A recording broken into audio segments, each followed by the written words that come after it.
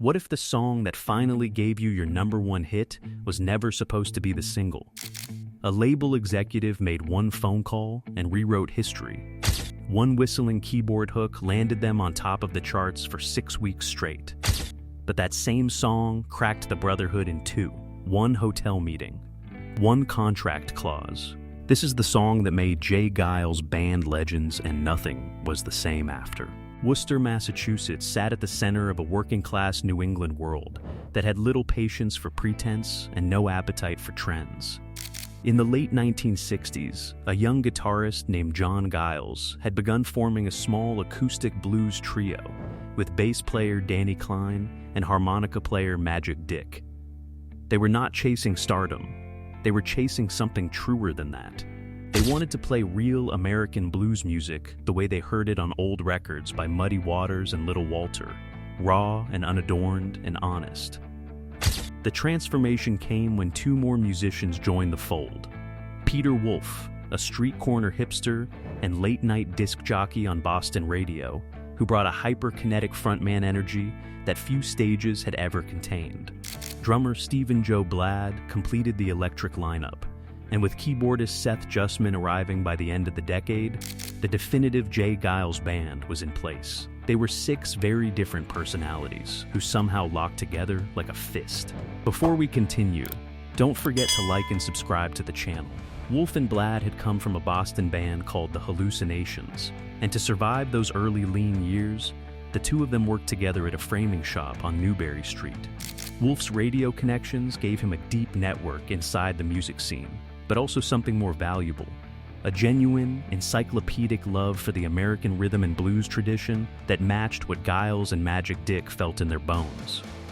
This was not a band assembled by a manager looking for a sound that sold. This was 6 men who had found each other because they loved the same music. Their early reputation spread entirely through live performance. They played every club, every theater, every bar that would have them up and down the East Coast. They built their following one crowd at a time, through sheer force of personality and musical firepower. Peter Wolf was a frontman unlike anything audiences had encountered, a fast-talking, hip-shaking, incandescent presence who seemed lit from within. Magic Dick's harmonica work was stunning, a gift rooted in meticulous study of the great blues masters. The Geils Band staked their entire reputation on their live show, and that reputation was ferocious. Rolling Stone called them the greatest bar band in the land. That was not an insult. It was recognition of something rare, a group that understood the sacred transaction between performer and audience, the mutual electricity that passed between them when everything was clicking.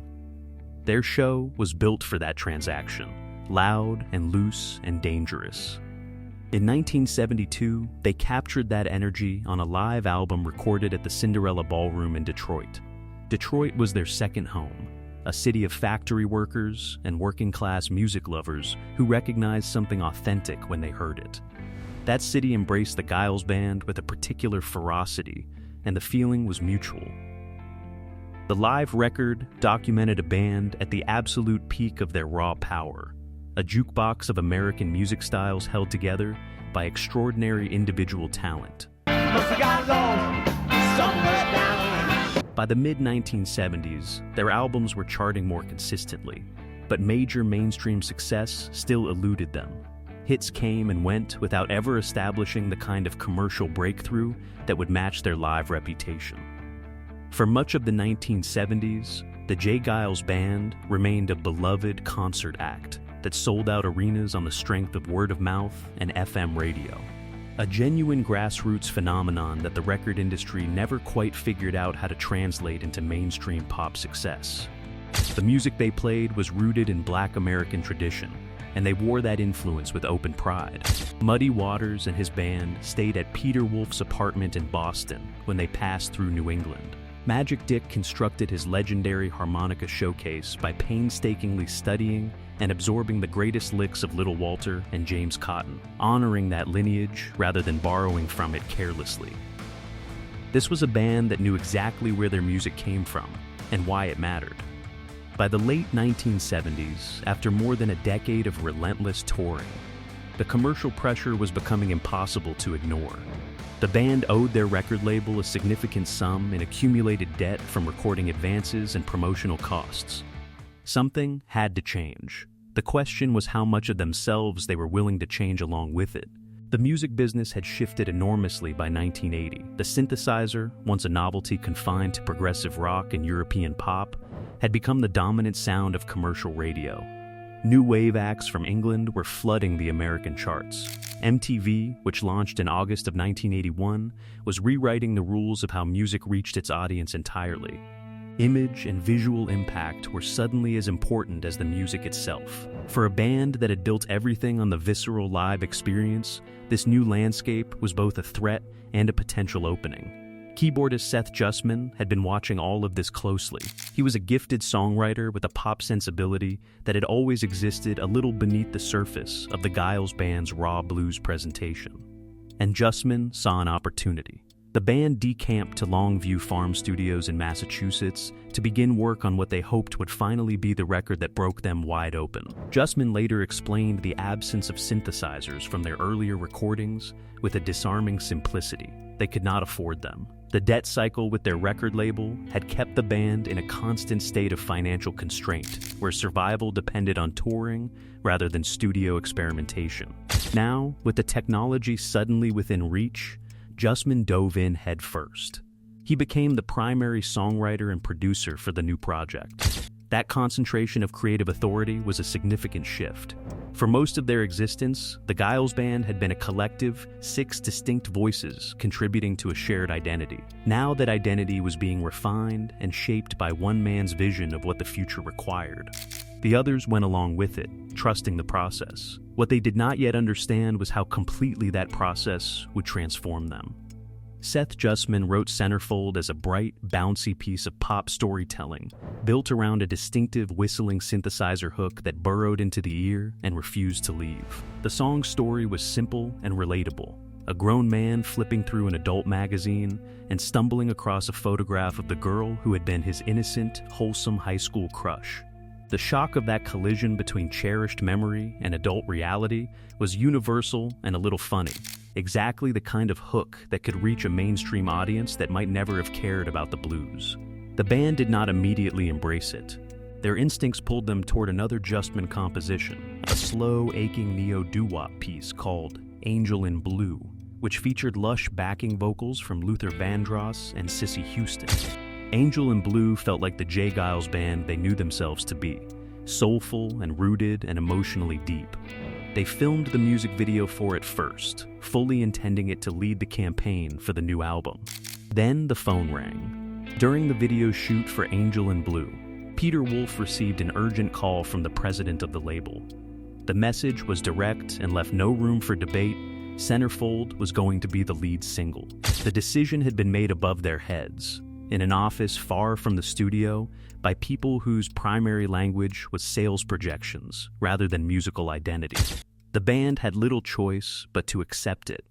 And so the song that would define their commercial legacy was chosen not by the artists who recorded it, but by the industry machinery that owned their recordings.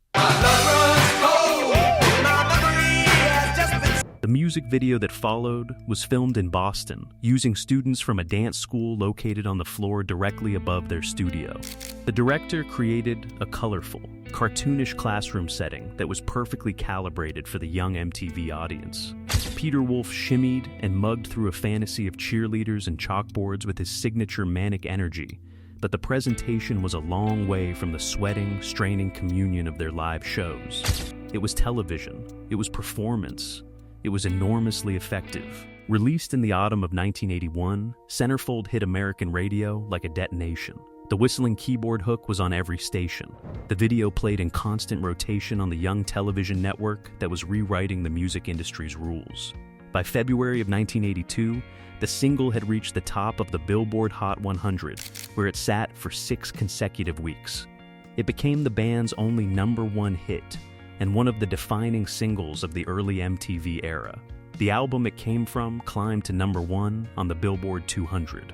A second single, Freeze Frame, followed Centerfold up the charts, reaching #4 and proving the album was not a one-song phenomenon. For a band that had spent 13 years straining toward this kind of commercial recognition, the validation was enormous. They had finally broken through. The scale of their success became concrete in the most literal way when the Geils Band became one of the acts to sell out multiple nights at the Boston Garden. That was their city, the place where they had built their legend in the sweaty clubs and college venues of the 1970s. Selling it out 3 times over was vindication of a kind that defied argument. The success even generated its own pop culture mythology. The music video's cheerleaders bore such a striking resemblance to a young MTV video jockey that the network personality found herself compelled to go on air and deny the rumor directly, laughing as she noted that, while the resemblance was striking, it was simply a coincidence. Fame had its own strange gravity now, pulling everyone into its orbit. Success at that level arrived with a weight that not everyone inside a band experienced the same way. For Seth Justman, the commercial triumph of Centerfold was confirmation that the direction was right, that the synthesis of pop accessibility and the band's energy was the path forward. He wanted to push further, to lean deeper into the polished, synthesizer-driven sound that had connected with millions of new listeners. He had delivered a #1 single, and the instinct was to build on what worked. Peter Wolf felt something different. The arenas were full and the album was selling, but something in the experience was leaving him cold. The music they were playing now, the tightly structured pop radio songs, had replaced the loose and dangerous spirit of their live shows. Audiences who discovered the Geils Band through Centerfold expected clean radio hits, not the extended blues jams and spontaneous crowd combustion that had defined the band Wolf had given his whole adult life to building. He felt increasingly like a stranger in the band he had helped create. The tension surfaced in the writing sessions for the follow-up album. Wolf brought material that reached back toward the roots, R&B-inflected songs with the rawness and emotional directness that had always been his strength as a performer. The other members, following Justman's lead, turned those songs down. They wanted to continue in the polished, commercial direction. They were not interested in going back. Wolf later said, without bitterness but with complete clarity, that they wanted to continue in a pop techno way, and it simply was not his thing.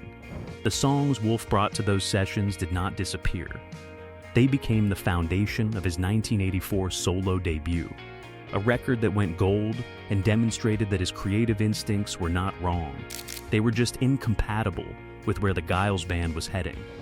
2 creative visions had occupied the same band for over a decade, and the gravitational pull of massive commercial success had finally forced them apart.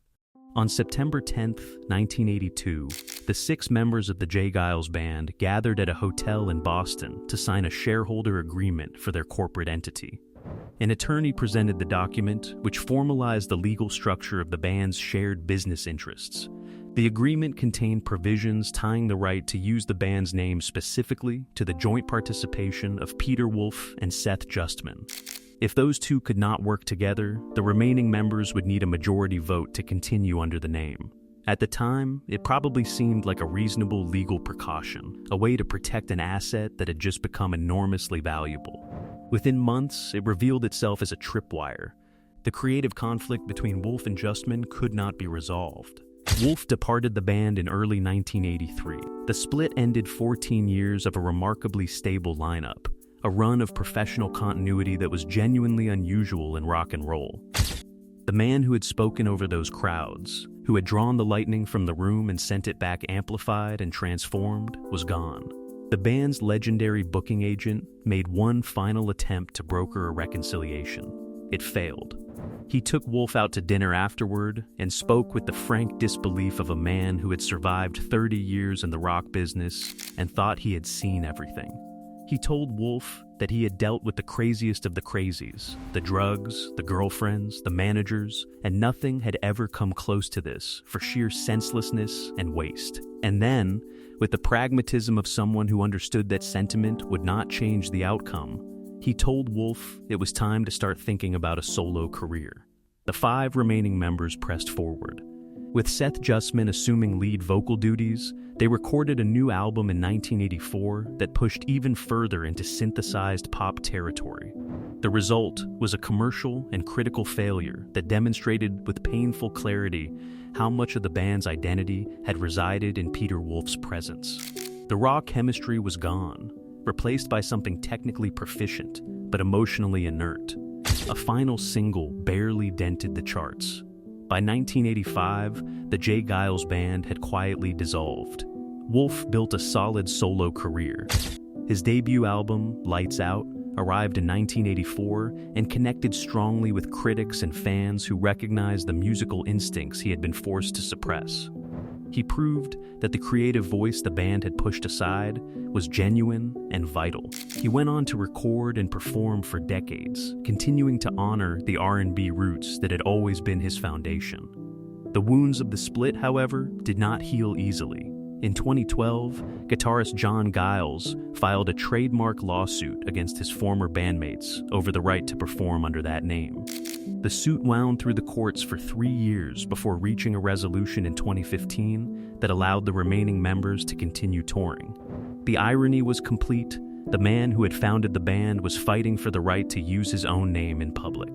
John Geils died in 2017 at the age of 71. Before he died, he spoke about the band's legacy with the perspective of a man who had lived with it long enough to find some peace in it. He said he was proud of what they had built.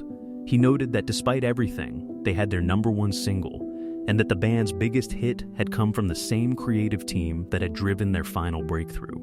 Centerfold continued to play on classic rock radio for decades after the band dissolved. It carried a specific, vivid memory of early 1982 for anyone who was alive to hear it, and that was not a small thing. But the full story of the Geils Band was larger than that one moment, and deeper and considerably more beautiful in its rougher, less polished chapters. They had been one of the greatest live bands America ever produced. They built their legend in Detroit and Boston and every city in between, in clubs where the sweat ran down the walls and the music was the only thing that mattered. That legacy deserved better than to end in a hotel conference room over a contract dispute. But it was also, in its own complicated way, a very rock and roll ending. The Geils Band proved that greatness built in the bars did not always survive the boardroom. They spent 13 years earning their shot at the top, and when it came, the price was everything they had built to get there. The music outlasted the conflict. The live legend outlasted the lawsuits. And for anyone who ever saw them play in their prime, that memory was worth more than any chart position. What is your Geils Band memory? Drop it in the comments below, and don't forget to like and subscribe for more stories from rock's golden era.